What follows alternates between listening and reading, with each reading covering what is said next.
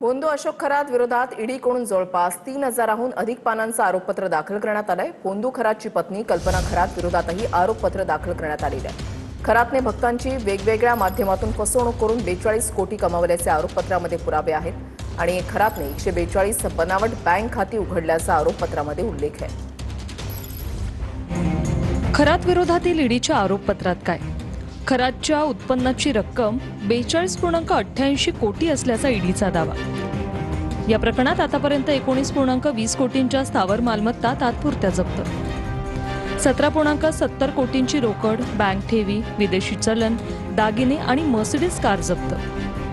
खरातचे सहकारी अरविंद बाबाकेंनी 18 ते 20 कोटी रोख व्यवहारांमध्ये महत्त्वाची भूमिका बजावल्याचा आरोप। एका सहकारी पतसंस्थेचे अध्यक्ष नामकरण आवारेंवर 34 बेनामी खाती उघडण्यास मदत करून व्यवहार लपवल्याचा आरोप। काही बँक व्यवस्थापकांनी केवायसी नियमांचं उल्लंघन केल्याचं ईडीचा आरोप। बेनामी खाती उघडणं, रोख रक्कम जमा आणि काढण्यास मदत केल्याचाही आरोप। कल्पना खरातवर खरेदी केलेल्या मालमत्ता स्वतःच्या नावावर नोंदवून मनी लॉन्ड्रिंगला मदत केल्याचा आरोप।